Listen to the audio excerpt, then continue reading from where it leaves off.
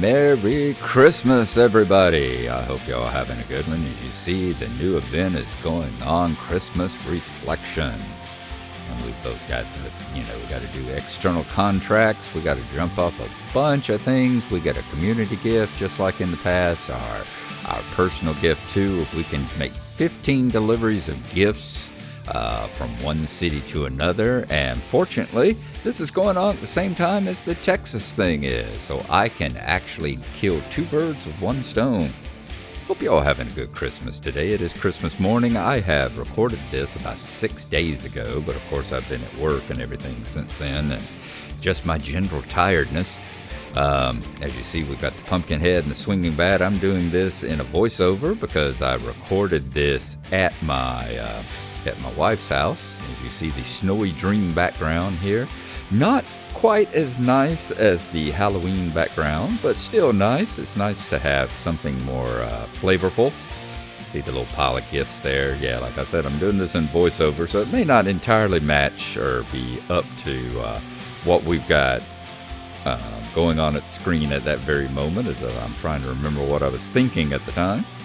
But yeah, we're going to do Christmas. We're going to be taking off our Texas, our western paint scheme here as we leave Hobbs, which used to be the eastmost city, and we're going to be moving into Texas. See there, I'm pointing out where I'm driving over to take off and change my paint scheme. So we will see y'all in just a moment.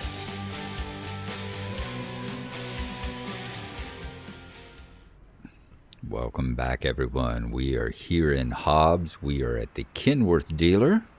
And as you see, we have changed our paint job for a while. We're going to do the Merry Christmas Santa paint job. Same one we did last year for during the Christmas event. I think it's the nicest, in my personal opinion, of the Christmas paint jobs. It's subtle.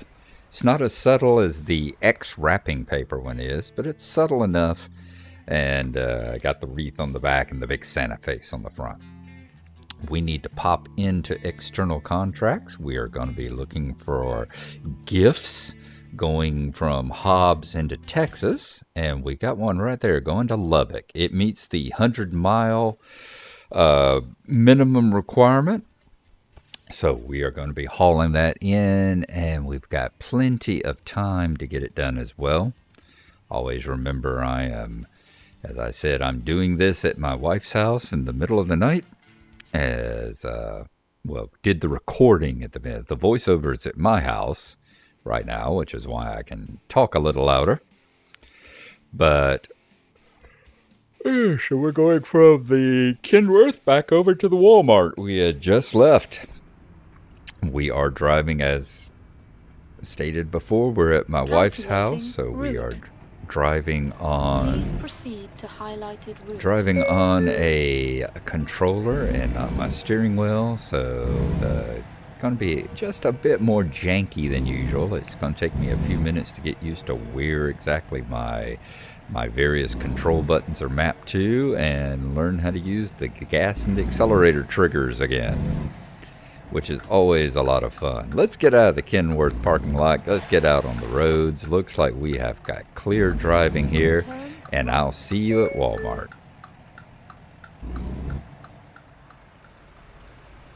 We're hooked up to our trailer. Just wanted to give y'all a quick spin, show y'all what the new trailers look like. They're not like the red Merry Christmas ones last year. They are a little bit more decorative, and they've got lights on them again this year. As you see, the little chasing LEDs around all the design. So I cannot wait to get a nighttime delivery and then show y'all what it looks like at night too. But this one's going to be during the day. We're going to get pulled on out of the lot, and I'll see you in a second. And we're back. Sorry, had to run and grab me a cup of coffee. I am freezing here. It is currently minus 20 here. I'm sorry, not minus 20. It's 20 degrees here in Georgia, which I was looking up. I think it is. I think that's minus 7 for all you people over on the Euro truck side of the world. So it is cold. I know a lot of people would go, "Purr." My relatives in Canada would probably go, "Purr." -7. You don't know what you're talking about. But it's cold for us when you consider just a week ago I was walking around outside barefoot in a Hawaiian shirt and throwing the ball for the dogs. Yeah, going to this is quite extreme. I am no longer at the moment Narlo the Naked Gnome. I am currently Narlo the Fully Dressed Gnome. I've got on 2 pair of sweatpants. I've got on a big heavy Lands' End chamois and flannel shirt. I am wearing socks. I am wearing bedroom slippers. I've got my bathrobe on and a blanket on me. And I've got the space heater right over yonder, blasting its red hot rays toward me as well. Okay. As you see here, as I said, I have to go through and set up all my buttons on the controller again, figure out which one are the engine brake, which one is cruise control, and get them mapped to buttons where I can use them again and remember them. It's been a while since we've been driving around. Been since Halloween. So there we go as we drive through Hobbs here. So yeah, you're talking to Narlo the Fully Clothed Gnome at the moment. And it is quite chilly. Oh, wait. Excuse me a moment. It's also 5 o'clock in the morning. And as always, it seems like all I do these days is either sleep or be awake in the middle of the night wishing I was back to sleep. Turn right. It is Halloween Christmas morning. Hope everyone is having a wonderful day. Hope you get, if you're into the whole Christmas gift thing or Christmas spirit thing, hope you have whatever it is you wish. Be that lots of expensive gifts or just peace and harmony, or maybe just quiet and isolation if you're not really into the whole family thing. Whatever you may be. I was hoping to go see my family today, but it did not happen. I had to work last night. So I ended up got home, got in bed about 8:30 or 9. They were all getting together around 11:30, set my alarm for 11, and woke up at 4. So there you go. That's just one of the hazards of being a nurse. Working the night shift, hospitals don't close for the holidays, unfortunately. So I've had tonight off, had Christmas Eve night off. So like I said, I was able to have the Eve and go into Christmas. My son drove down, so I brought the grand dog. So I'm going to go over to the wife's here in a couple of hours and see them. Then turn left. Have breakfast. She's going to cook us up some. She either said steak and eggs or bacon and eggs. She hadn't made up her mind yet. So we'll go and enjoy that. I've got some Christmas stockings made up for them that I'm going to, stockings for the dogs with little toys and chew hide things in them. Well, bully sticks, actually, the pizzle sticks. We don't give them rawhide, any pig's ears or anything rawhide or anything. We give them the pizzle sticks. So they're enjoying those. They're going to be enjoying those. And I got a couple of surprise stockings for my wife and my son as well, with just a few stocking stuffer things inside of it. Some books I think they'll enjoy. So it should be a good morning. Should be a very good morning. And then I'll go to bed again around 11 or 12, get up, and go to work tonight. But hopefully things will be kind of calm. The previous 3 are. All right, here we go. You are about to enter Texas, people. The big sign saying we are now leaving New Mexico. And boom, we are now in Texas. Welcome to the new state. See right there, Texas state line. So, not going to look a whole lot different right now. People think that Texas, when you see Texas, you think of either big old cities like Houston and Dallas and that sort of thing. Or you think of, a lot of people think of Texas, they think of the westerns with all the desert and stuff like that. Well, they've got that.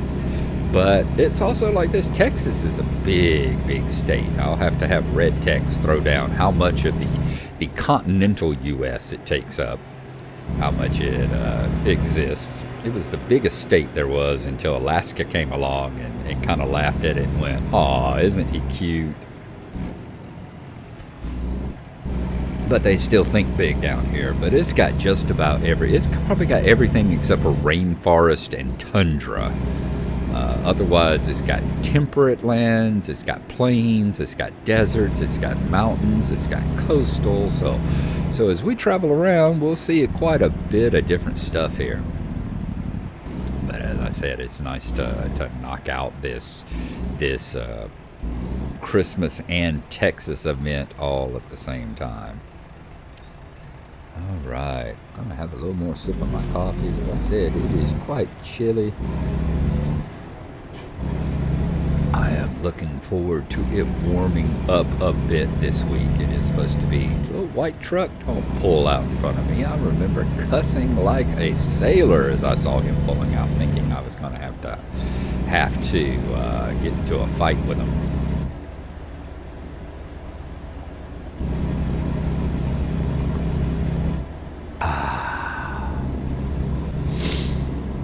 But Texas has got a lot of different territories we are going to enjoy driving through. This is not going to be a long trip whatsoever. You see, we're already down to just about 80 miles in gain miles. Ooh, cotton fields. Look at there. Look off to the right and left. Mostly to the right there. You see it because of all the extra mirrors I got pulled up on the left. You'll see cotton fields. Used to have cotton fields like crazy here when I was growing up. Look at all the white cotton on the side of the road. That's a big thing too, because you lose a lot as your combines are out there. You know, the wind's blowing, so you get places. I can remember growing up out where my parents lived, the house that I grew up in whenever I was in like kindergarten and grade school.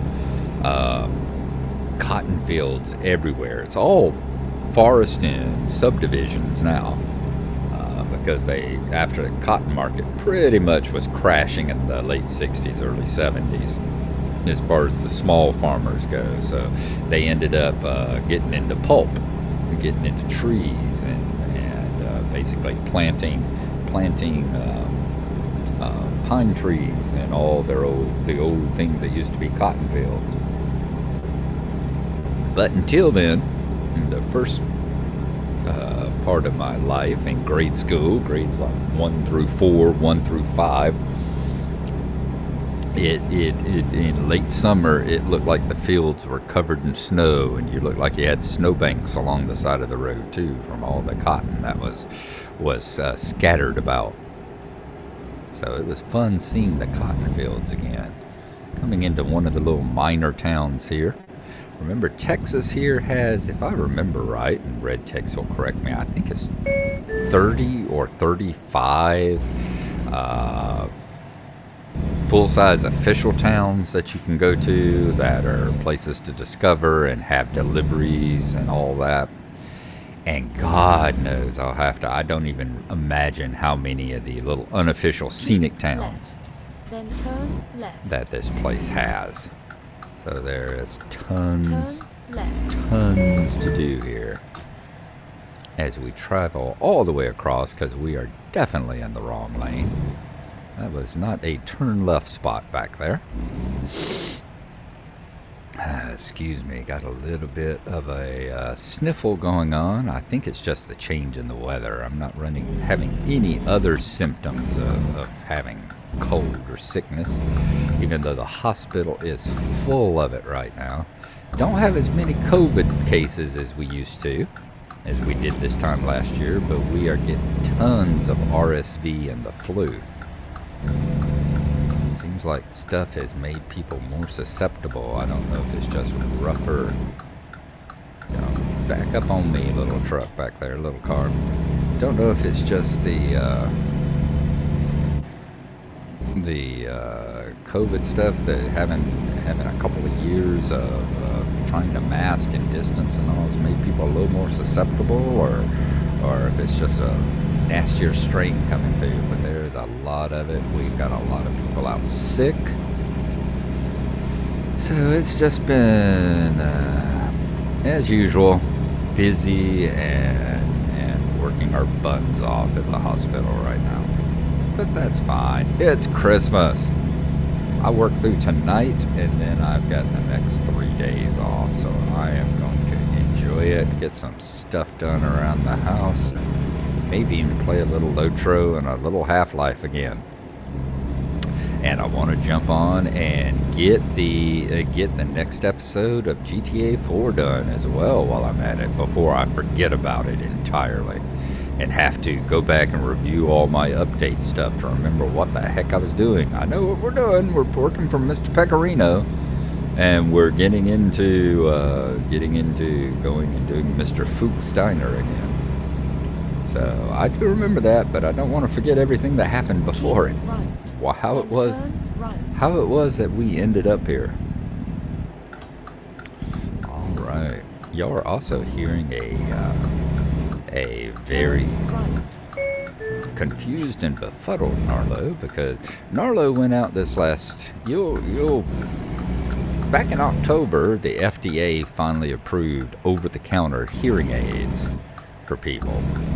And I got to looking into that, with my Meniere's disease and the decreased hearing I have in my left ear. I've been looking forward to that for a while, and my wife and I were talking it over, and we finally decided, the research I researched all the hearing aids for about a month, and all the decent over-the-counter ones were all like $800 to $1,100. And it's like, if you're going to spend that much money, why not do it properly? Let's go see our ENT, see my audiologist, and see about getting, a professionally done hearing aid. So that's what I've done. Went and saw them. I've got a Christmas gift to myself in my left ear right now, and am getting used to it. It has been an interesting experience to hear sound and voices and stuff out of that left ear for a change. I mean, I'm sitting here right now with my headphones on, and 200 yards, turn right. And I'm hearing stuff out of my left ear. It's amazing. It's not anything like normal hearing. Right. Let's be clear on that. It's not like what I hear out of my right ear. But it's still amazing to hear stuff. I wear my headphones and listen to music, and I can actually hear music and semi-stereo again, instead of just hearing everything out of the right ear. So it's been very interesting. I'm very excited, let's say, to see how things are going to go over the next few weeks. Because everything they say it's not like glasses.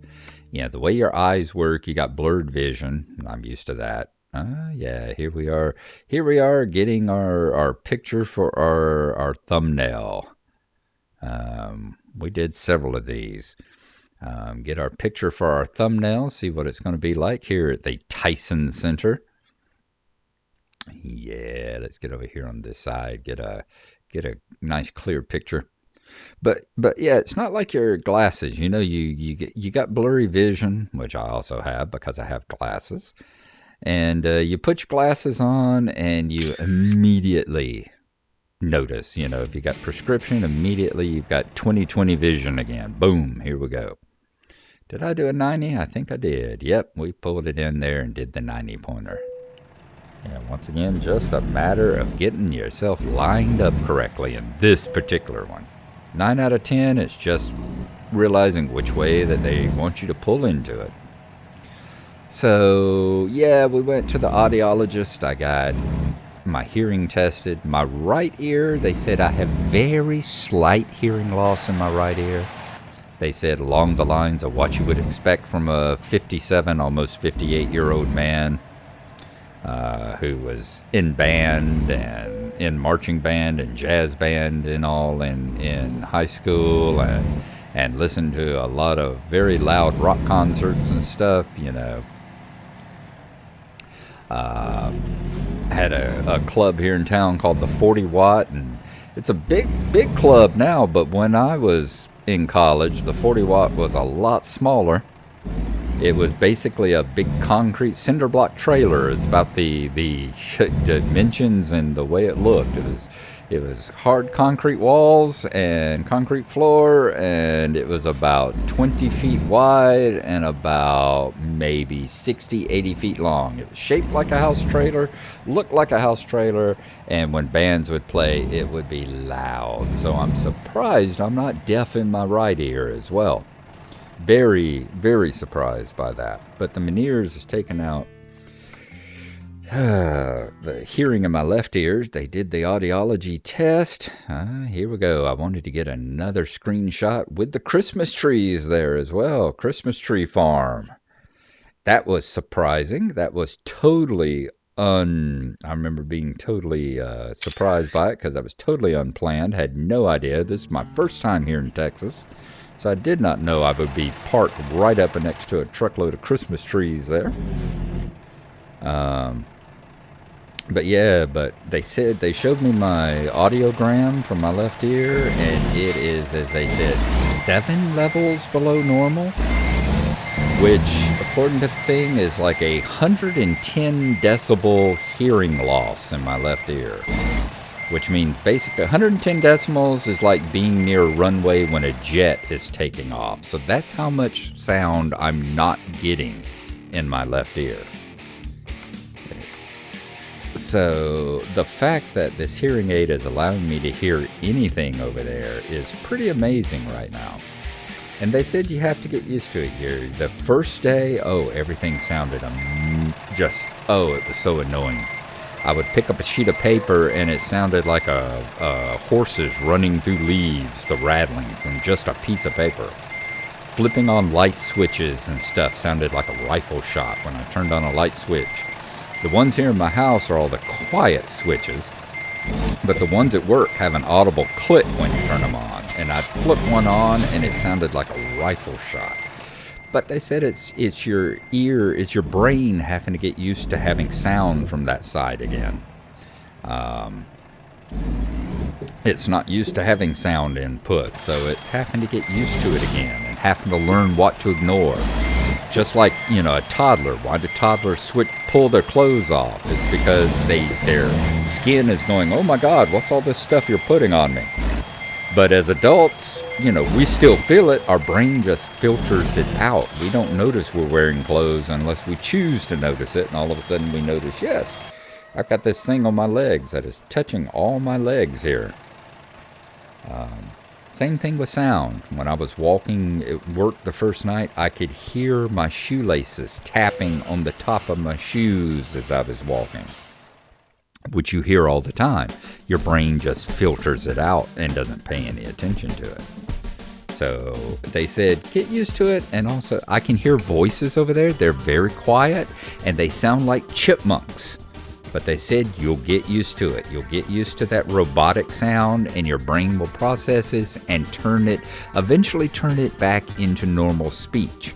And eventually, it will get louder on that side too. It won't sound like a chipmunk talking to you from 3 miles away or whatever. So I'm looking forward to it. All right, there we go. We have finished our first Texas trip, our first Halloween trip, our first Christmas trip, and we are going to level up some of our drivers here. So we will see you as we get deeper into Texas, and I will see y'all then. Thanks for coming along, and bye-bye. Maybe next time we'll let G-Bub take y'all on a drive. We'll see. I don't know how G-Bub is going to sound in this ear, because my voice is very loud to me as well. I've got to get used to actually hearing myself talk again. We'll see you then. Bye-bye.